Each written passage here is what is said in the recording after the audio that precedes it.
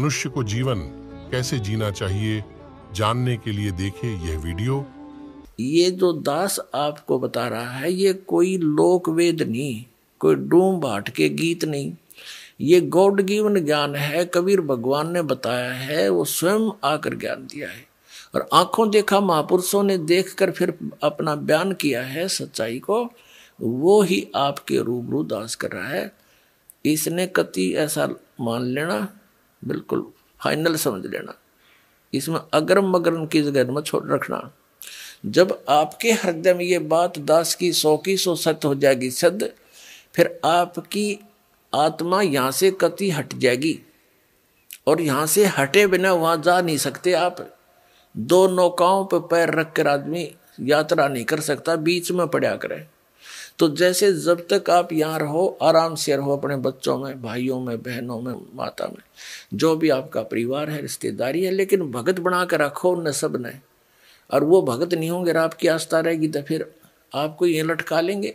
तो बच्चों को भी नाम पर लगाओ, और फिर भी कोई नहीं मानता है, दुर्भाग्य है, तो डगमग ना होना। इस ज्ञान को आधार बना के आपको ये सोच लेना चाहिए कि आप तो यहाँ रहने ही नहीं हो, आपके बेटा है चाहे बेटी, कितने अच्छे हैं, पोता है, पोती है, जोते हैं, दोती है, या कोई कार कोठी है, तो आप तो यहाँ रह ही नहीं सकते। ये आपके हैं कैसे? जब तक आप इनके साथ हो, बिल्कुल प्यार से रखो। ये उस परम पिता के बालक हैं।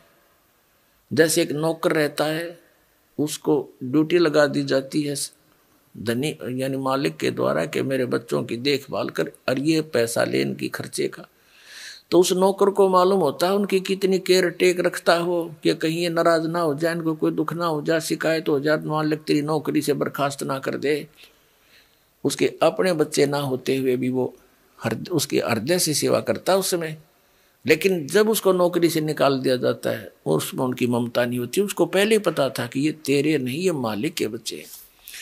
ये आपकी जो भूल कद मिटेगी वो तो समय आप बताएगा, लेकिन ये मिटानी पड़ेगी आपने। ये बच्चे आपके नहीं हैं, ये शरीर आपका नहीं है। कहते काया तेरी है नहीं, ये माया कहाँ से हो? और हम यहाँ अपना जीवन नाश करते हैं, चोरी करके, डाके मार के, रिश्वत ले करके। आप देखते हो मंत्री लोगों का भी इतिहास सुनते हो, और जजों के बारे में भी सुनते हो, IAS IPS के बारे में, और बहुत से इंजीनियरों के बारे में, डॉक्टरों के बारे में रिश्वत लेते हैं। धिक्कार है उनके जीवन को, उनको ज्ञान नहीं है, इसलिए विष खा रहे हैं। जब ये ज्ञान होगा, जहर दिखाई देगा आपको। परमात्मा ने बताया कि तुमने उस दरगाह का मैल नहीं देखा और धर्मराज के तिल तिल का लेखा। तुमने वो स्थान देखा को ना जहाँ काउंट होता है, वहां छुपा नहीं सकते, वहां गवाह की आवश्यकता नहीं है। आप जो भी कर्म करते हो, आपके अंतःकरण में वो फिल्म की तरह गुप्त चित्र अंदर अंकित होते हैं, और इसकी एक कॉपी धर्मराज के दरबार में ऑटोमेटिक डेली चली जाती है।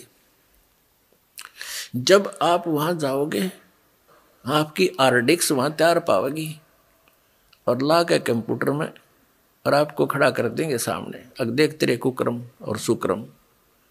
वहां पूछने की, वहां ना करने की आवश्यकता कोई नहीं। इसने झूठ बोलने का समय ना मिल रहा है, अगमन ऐसा ना करे, वो तो करता दिखा है। फिल्म में जो आदमी कर रहा है सारे काम, वो कैसे करेगा? हमने ना करे, नीची गर्दन कर लेता है। कहते तुमने उस दरगाह का मैल नहीं देखा और धर्मराज के तिल तिल का लेखा, एक एक तिल का। चिट्टी पायल बाजे पैर, साहेब सुनता है सब लहर। यदि हम सोच भी गलत करते हैं किसी के बारे में, वो भी अंकित होती है। हम सोच भी अच्छी बनाते हैं, भला करने की ना कर सकते हैं, दान करने की सोच करते हैं, नहीं कर पाते हैं, उसकी भी राहत आपको मिलती है, वो भी गुड अकाउंट में होता है। और करना तो पड़ेगा ही पड़ेगा, लेकिन सोच अच्छी है वो भी अच्छा अकाउंट है। और सोच बुरी रखते हो, किसी के बुरा करना चाहते हो, तो वह भी लिखी पाओगी आपकी। तो परमात्मा कहते तुम इसलिए यहाँ गलती करके फंसे रहते हो, तुमने उस परमात्मा के न्याय स्थल को देखा नहीं है, जहाँ पर एक एक नए पैसे का अकाउंट आपने पूरा करना पड़ेगा।